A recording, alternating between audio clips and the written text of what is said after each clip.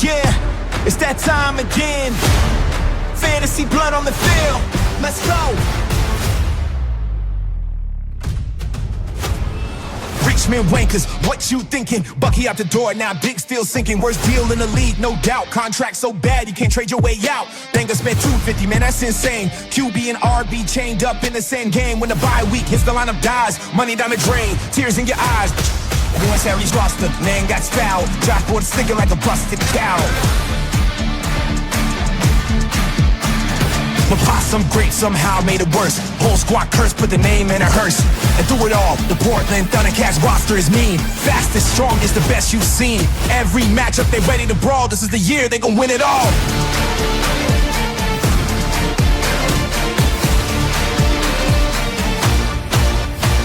Luchador's masked up, naturally be heat. Machine looks stiff with a stick in his seat. Talladega Nights with a roster stack, but history shows they gon' fumble that. Thumbs RV room like a nurse at home home. Wheelchairs park can't run it all. Narwhals many playoffs, first and 5. Surprise of the year if they make it alive. Stoner still dreaming, Rebo crawl. Praying Kobe don't retire at all. All hail the Thundercats, sharpen the claws. Stack too deep, lead the league in awe. One true ruler, posse clear. The backyard throne is claimed this year.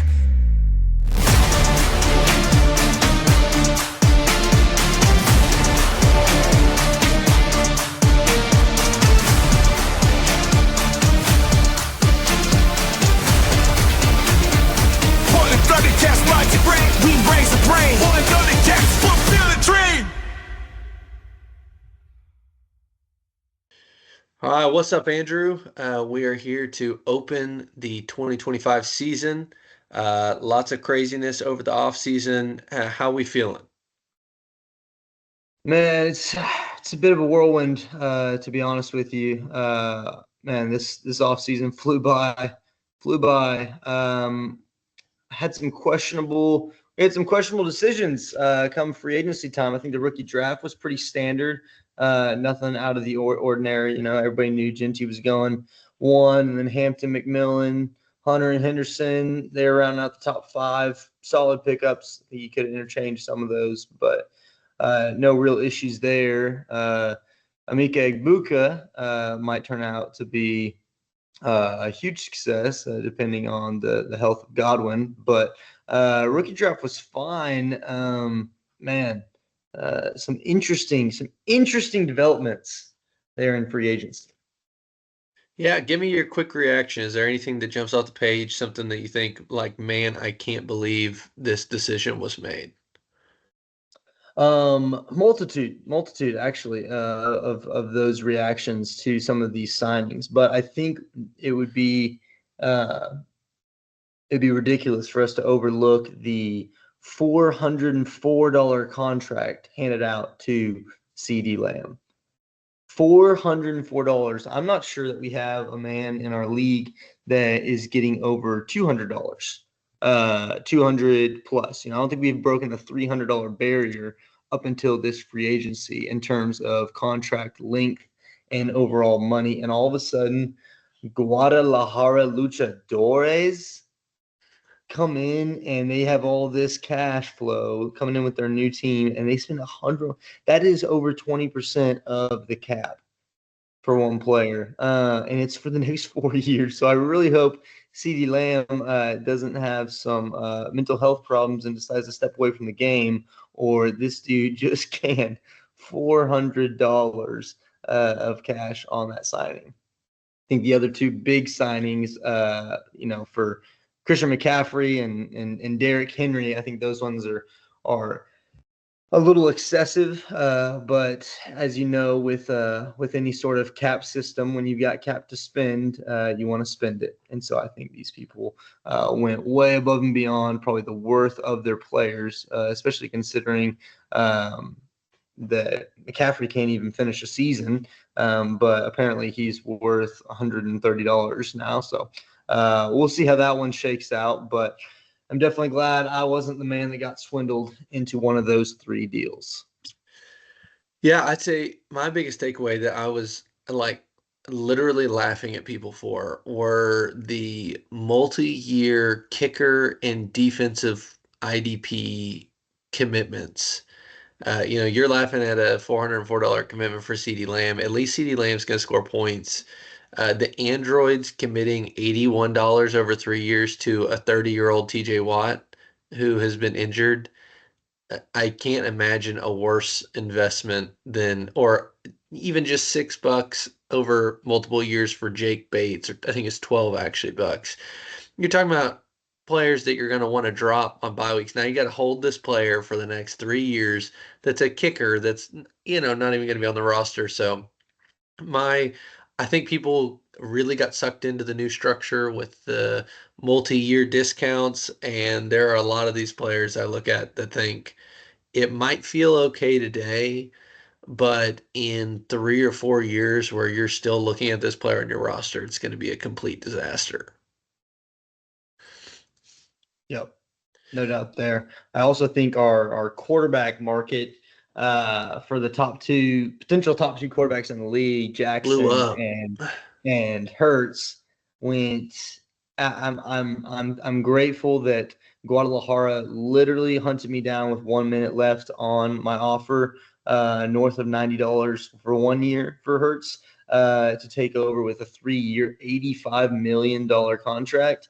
I am grateful for that one.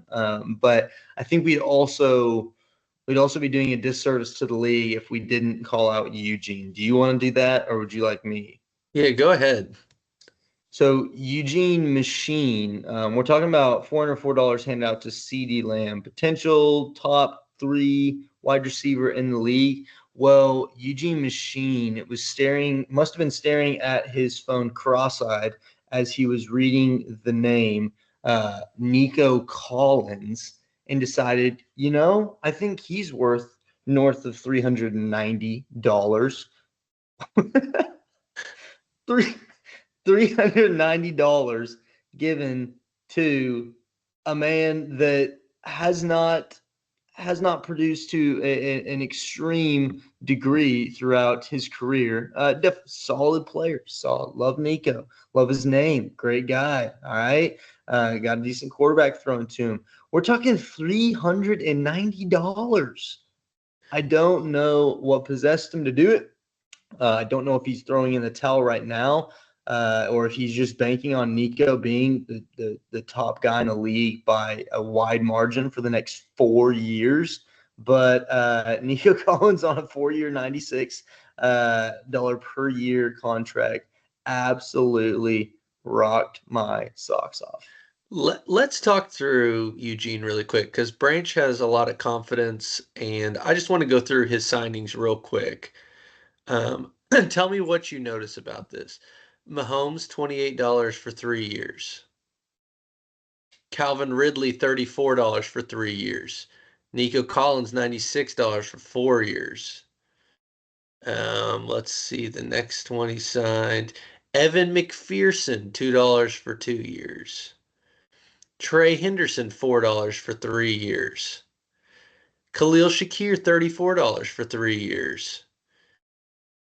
He signed one linebacker to a 1 year deal, and a kicker to a 1 year deal to close out his free agency. Was there anything about that list that stuck out to you? I think Branch is anticipating a busy summer next year where he's not going to be able to access free agency. And so he decided to give all multi-year offers so that he could remove himself next year. But when he comes in and makes it to the toilet bowl this year, I think he's going to regret that decision to sign everybody to multi-year extensions in a fantasy football league that is extremely volatile in terms of production from players. I mean, you're laughing about the potential of CeeDee Lamb having a mental health break from the game and not wanting to commit to multiple years. Yet we have Branch committing multiple years to a player who has taken mental health breaks from the game already and is over 30 years old. I don't get. I mean, I'm a Titans guy through and through, but 3 years to commit to Calvin Ridley is crazy. I can't even imagine being at a point where you click the button and say, yeah, this makes sense to go 3 years on a 30-year-old wide receiver. So I love that. let's just I mean, take right now Vindy. I'm looking at Calvin Ridley right now, and he's questionable for general soreness.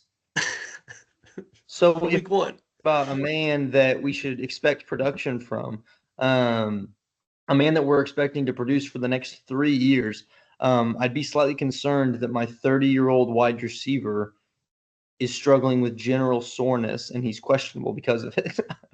I'm pretty sure we're all struggling with general soreness. So let's take those free agency results and kind of roll it together. So who would you say you'd put at the top tier of the league? Who do you think came out of free agency? You said these are the teams to beat.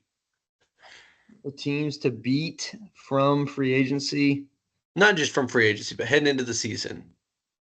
Who are you circling on the schedule? Oh, we're heading into the season. Okay. Well, all right. This is. I'm not. I don't feel right doing this. I don't feel. I don't feel right doing this. But to be honest with you, my week one matchup is against a man that cannot overcome the hump. We all know there will be a collapse at one point, but if we continue to give him front runner status, leader of the pack early, we continue to tout his solid signings, his bench depth, then it only makes the fall that much greater.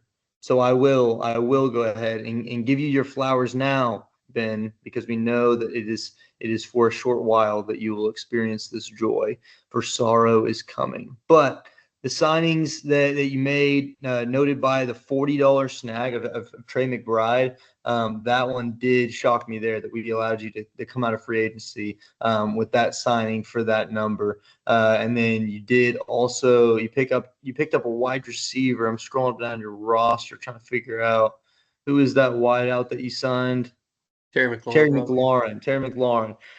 He was in that contract dispute with his team. You got him on a pretty relatively cheap for his production level, $63 contract. And so those two signings, in addition to the depth you already had, I do wonder if it will pan out with so much depth. Fantasy football is a tough sport. If you're playing the wrong guys, it doesn't matter how many deep guys you got. If you got the wrong guy in your starting lineup, if you look at a bare bones roster like mine, it's an easy decision every week. I'm not going to be laboring over, man, do I start, Greg Wilson, or do I start McLaurin, or do I start Bucky Irving? Like I'm not worried about it because I've got about 11 guys on my roster that are going to suit up for their own team. So hey, I Did got you 11 just guys say I'm putting on Greg? my You team. just said Greg Wilson. So that does sound like the kind of player that would be on your roster. G I looked at Wilson. your roster, and Greg Wilson would fit right in. I But think I I just know wanted a to Greg call Wilson. out. I think that's where that came from. I'm pretty sure I know Well, personally a Greg Wilson. well, I agree with you. I think this is a season between the Thundercats and Androids. I think that is another rematch brewing for the playoffs. On the East, as usual, it looks fairly weak. I think Bangor actually put themselves in a pretty good spot, but it's hard to bet on a team that's never made the playoffs before. The only FFL franchise still to hold that crown of uh, no playoffs. So I hate to decide that's the team that's now going to win the East until I see that Drew actually knows how to manage a team. I don't know that I can go that far. On the flip side, looking at the bottom of the league, it does feel like there's a pretty clear race to the bottom as well. I don't even think we should devote much time in this discussion to Possum Grape. I think we know. I mean, you can speak to it some, but there's questions there on the desire to win and the approach to winning there. But as I started scanning through teams, as bad as Possum Grape is, I feel like the Wankers aren't far off as far as bad rosters. And honestly, I'd say my week one matchup is probably headed that same direction as well. Looking at the Capybaras are a little light this year, a little distant during free agency. To me, those are the three teams that I would say have the best shot at chasing for the last place crown this year. Who do you have at the bottom of the league?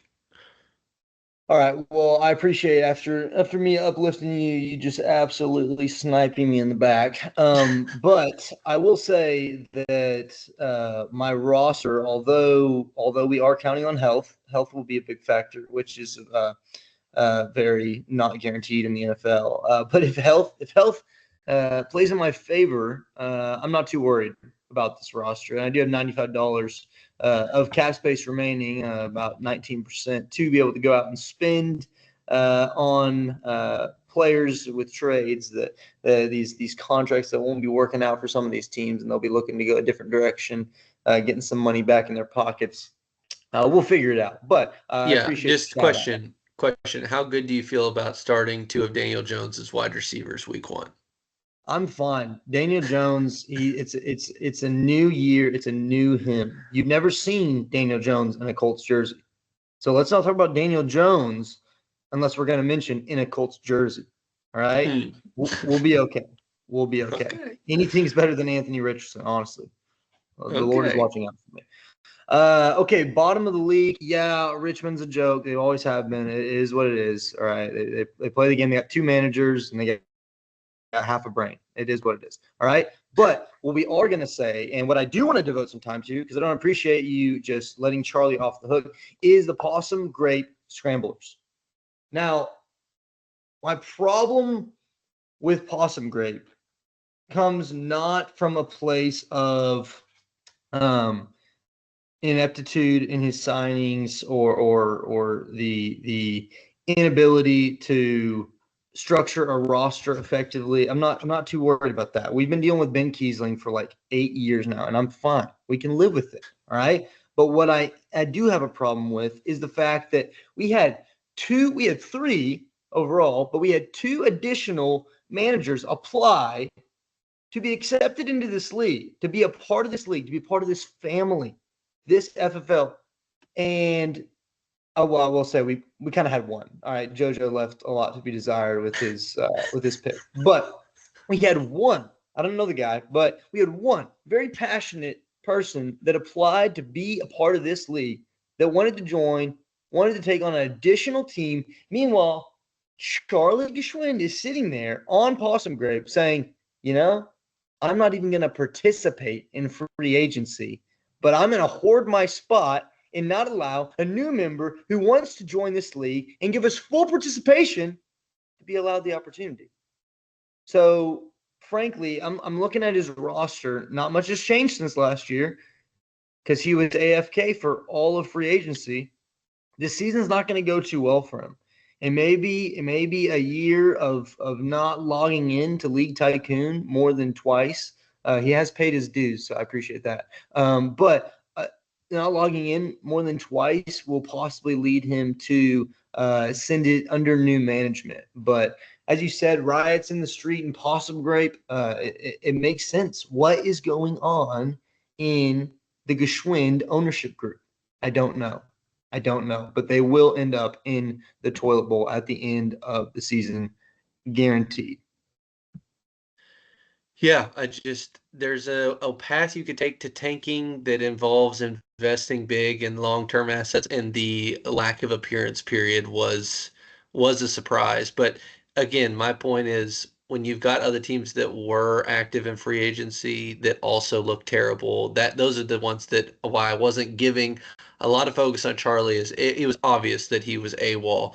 It's the people that were there during free agency and left with terrible teams that I'm most concerned about. You brought up the Luchadors earlier. You know, if I had to pick a potential sleeper team that isn't supposed to be good but could be up at the top of the league, I mean, looking at the roster that Guadalajara put together in year one, like what is the rest of the teams doing that leave? You're talking here about how you left with $90 of cap space. Who are you going to spend it on? You know, the backup tight end for the Packers. There's no free agents out there now. You have all this cap space and you choose to save it for what? The idea that one of the good teams is going to trade one of their good players to you.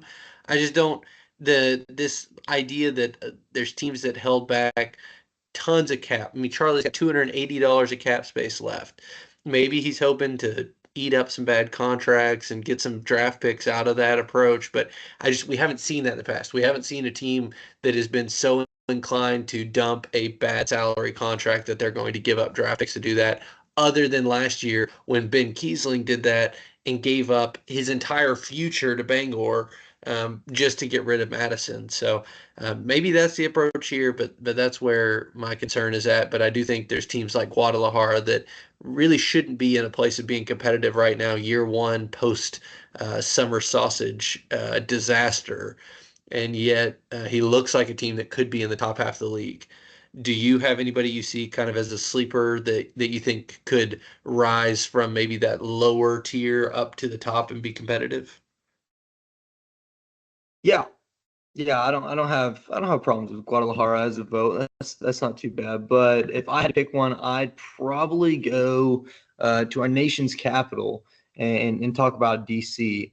The Capital Stormers, they've got a solid roster. The McCaffrey signing was absurd, but like I said, if you've got cap to spend, a lot of people want to spend it, and so maybe it'll pay off. Maybe I should have forked over $400 for a running back or a wide receiver there at the beginning of free agency. But I think time will tell that I made the better decision. And there's always the Kieslings of the world to take advantage of to give you players that'll help you down the stretch. But that being said, Capital Stormers, I like their roster. Daniels is definitely that dual threat quarterback that's going to provide a lot of points in fantasy. And then he's got McCaffrey, Williams, and then a decent wide receiver core to follow up. So I'm thinking if I had to go sleeper pick for who's going to make a run, who's going to win the league, I don't think I'd put that in DC's arsenal yet. But I do think a storms are brewing over there in the capital city, and that they have a chance to make a deep playoff run this upcoming year. So on the flip side, what's a team that you see kind of falling from grace, or a team that you think maybe some folks would pick as a champion pick that you think is headed maybe south, missing the playoffs? Yeah, I think I mean, if I'm not going to talk about you, I already talked about your fall from grace. So that will happen. But if I had to pick out another one, I think Eugene. We've called out a couple of their rosters, a couple of their signings, a couple of their guys, what they're looking like. I think that is a team that screams collapse. Patty Mahomes, great quarterback. But a great leader of wins on the field. But in fantasy football, the man has not produced as well as he did very early on in his career. And then we've got a good running back core. But again, that wide receiver core, I wouldn't be surprised if I opened up the app, saw Eugene's game, and I see between those top three a little 4-2-0 spreadsheet on a daily basis on any given day. And so I think that alone, having a trio of inconsistent and unreliable wide receivers at the top of his wide receiver core will end up spelling his downfall when it's all said and done. The dude's got running backs galore. He's literally got 4 starting running backs right now, dude. You can only play 3, Eugene. So he's going to run into some trouble with that. But even with the Genty signing in the draft, I don't think he's going to last this year. I'd say to close us out, my bust pick of the year, and it might be a hot take, but I think the Thumbs are headed for disaster. I mean, 3 straight years winning the Eastern Conference. Adams found a way to kind of maneuver season to season, but I literally choked on my coffee this morning when I saw how terrible this roster is. I mean, from a running back room of DeAndre Swift, Jalen Warren, and Travis Etienne makes me want to throw up. The thought that at least Branch has 4 starting running backs. I mean, this roster's terrible. And then a receiver room you can't rely on. Mike Evans, old. Jalen Waddle, hurt. DK Metcalf, who knows what's going to happen with Aaron Rodgers. And then beyond that, you're looking at a bench that Deontay Johnson, Tank Dell, and Rashi Rice are his 3 other receivers. So, I mean, everything here screams bottom of the barrel. I know Adam's going to scratch and claw his way to something, but if there was a team that I had to say is headed for a surprising implosion, it is it's the Thumbs. And if as I looked at the roster, I thought, okay, the Thumbs are rebuilding. That makes sense. He's made it 3 years in a row. He's resetting. And then look in his 2026 draft, all he's got is 2 third-round picks. So this man has this absolute flaming pile of trash roster and no future. So I don't know if Adam's preparing for an exit from the league. He's cashed in, taken all of our money for a couple years. But I'm wondering and kind of concerned of what his long-term plan is. I know he was big in the corner of Sleepy Joe joining the league. Maybe this is his pushback to the league to say, look, if you're not going to bring Sleepy Joe in as a new manager, then I'm out. That's the only way I can explain the atrocious state that the Thumbs are in right now. So that is my pick for our 2025 bust team. Yeah. Whenever when you're looking at that roster and you see that half the bench is on either suspended or physically unable to perform list, then I think trouble's brewing. But hey, I mean, if he gets back half his roster from that, then dude might really turn it around. But definitely the high price for an aging Mike Evans with a Mike Godwin coming back and Emeka Egbuka being drafted there. Questions. I can't wait for Mike Godwin to come back. Goodness, do you even know who plays in the NFL? It's hard to listen to you talk about players like Mike Godwin or Greg Wilson. My God, dude. We're gonna close on that note. So we'll be back talking sometime soon. Until then, make sure to turn on your TVs, catch Mike Godwin playing this weekend. Make sure to catch Greg Wilson and the rest of the Buenos Aires Capybara roster. All right. I'll just stick to last names because I know what I'm talking about, but I'm a teacher. I got names going through all day. Whatever you say. All right. We'll see you guys later. Peace.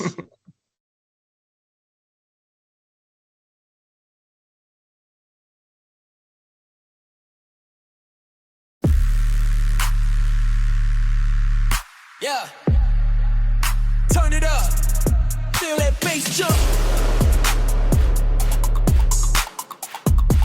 We storm in the night, city lights ignite, pounding in my chest like a titan, ready to fight. Crew got the code, no defeat in this mode. Bass hit the flow, now we're overload. Foot on the gas, can't slow this machine. Heartbeat synced up with the sub-bass dream. Rise from the ashes, we're breaking the scene. Shattering ceilings, we living supreme, hands up.